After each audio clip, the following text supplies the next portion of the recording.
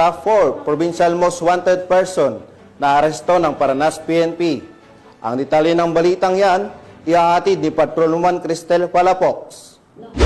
Otoridad ang nakatalagang top 4 provincial most wanted person na may kasong 2 counts statutory rape sa Barangay 6 Poblasyon, Katbalugan City, Samar. Naresto ang akusado bandang alas 4:25 ng hapon ng matauhan ng Paranas Municipal Police Station sa bisa ng warrant of arrest para sa kasong 2 counts statutory rape na walang inirekomendang piyansa. Ang akusado ay dinala sa Paranas MPS para sa kaukulang dokumentasyon at tamang disposisyon. Patuloy ang ating kapulisan sa pagpapatupad ng mga operasyon upang mahuli ang mga lumalabag sa batas, ipagkaloob ang hustisya sa mga biktima at mapanatili ang kaayusan at kaligtasan ng komunidad tungo sa minimithin natin na bagong Pilipinas.